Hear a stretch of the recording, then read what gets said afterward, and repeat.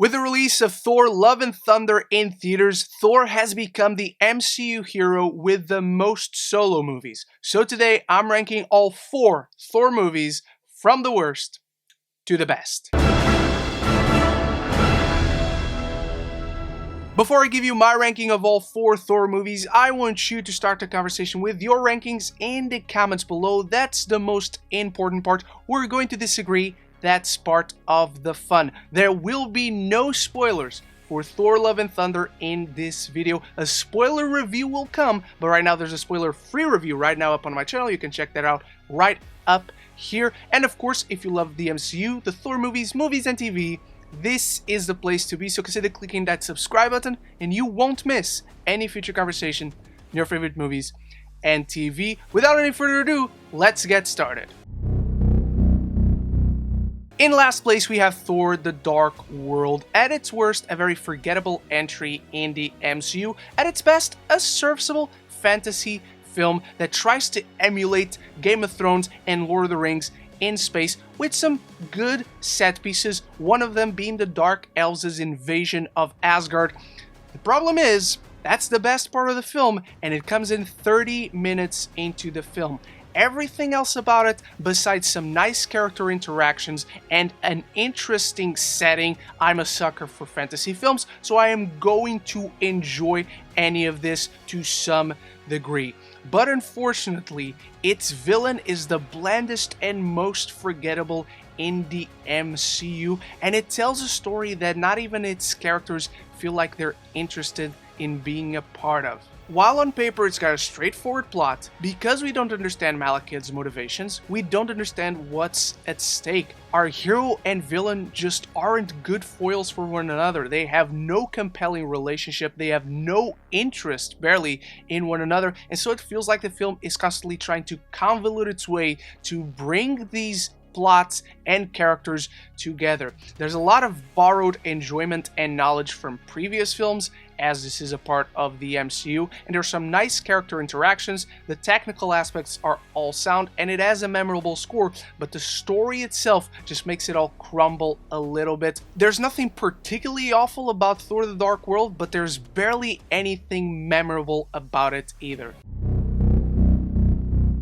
Thor Ragnarok comes in at number 3, what at first appears to be an improvement on Thor: The Dark World with its vibrancy, color, and energy, soon reveals itself to be all cosmetic. There is fun to be had with what is essentially a Saturday morning cartoon come to life. Part Thor movie, part Planet Hulk makes way for some really fun action and an exciting ensemble of characters that bounce really well off of one another. And I'd be remiss not to mention Cate Blanchett's Hela, how much fun she is as a villain, becoming kind of this perfect mirror to what Odin was always afraid Thor would become in the first film. But the film feels barely interested in telling her story, constantly keeping her apart from Thor himself throughout the film until the third act, and so I just wish there was more to this relationship between brother and sister. The film constantly keeps its audience at an arm's length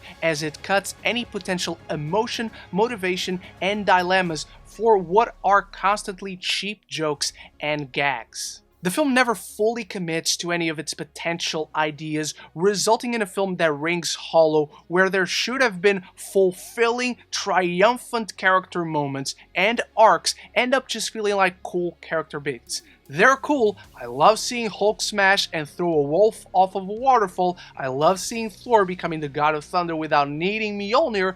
However, the film never lets you fully emotionally invest in its story because it cuts away so much to all these jokes and gags that feel like they're the priority. They're the punchline to everything that is going on. And so it results in a film that is kind of confused about the purpose it wants to serve.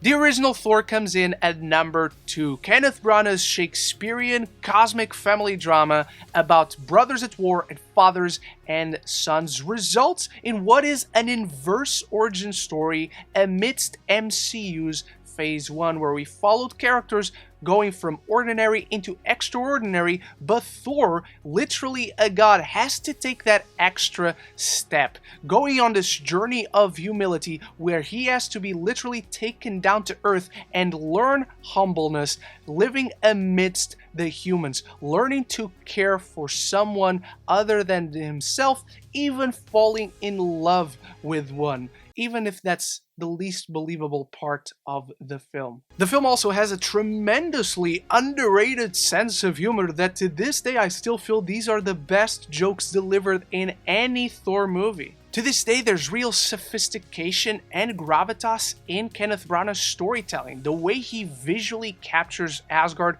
with these larger-than-life, fantastical characters, and yet grounds it all in a narrative of two brothers wanting to make their father proud. Thor down this path of honesty and adversity, Loki taking that easy way, conniving and cheating his way onto the throne, but still with this very compelling motivation that is relatable. And contrasting Thor Ragnarok, this is a sibling relationship that really works. Thor and Loki are at the heart of this film. They're what drives the film forward in the sibling relationship that is symbiotic. While Thor is the title of the film, he is our main hero, the lead character.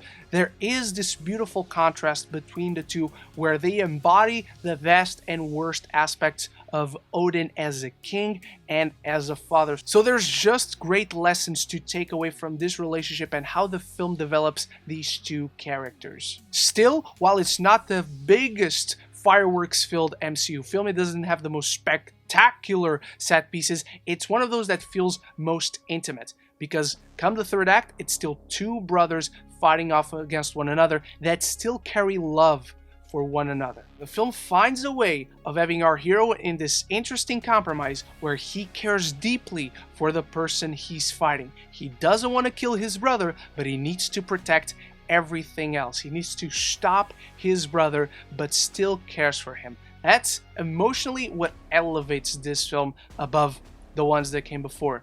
But it is not the most human story. Thor Love and Thunder comes in at number 1. This is the refined version of what I wanted, even needed Thor Ragnarok to have been, where Taika Waititi's trademark riotous humor and kinetic energy are all there, never at the cost of emotion, which is the driving force of the film. We get a fantastical, cosmic odyssey filled with terrific spectacle and a life-affirming heart, but at its core, this is a love story, a profound one about absent gods finding purpose and our desire for love. So it's a film that successfully makes you feel this wide range of emotions with its core romance and fulfilling character arcs that deliver satisfying catharsis, but it's also got tremendous spectacle in some of the best action sequences in the entire MCU, whether you want to talk about the Shadow Realm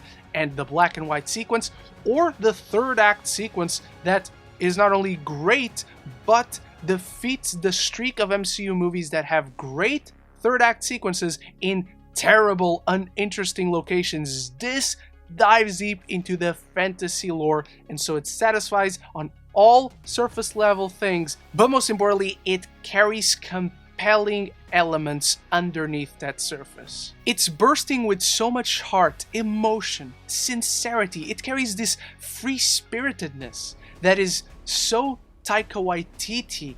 I smiled from ear to ear, I teared up, I laughed constantly. The film is an ode to love, creating for a profoundly human story with a romance that is so real, so believable at every single moment on screen, where you have a character like Thor carrying all the lessons, all the losses from his adventures up until now, trying to find this purpose for himself, and he sees hope for himself in the one person that he hasn't lost, Jane Foster.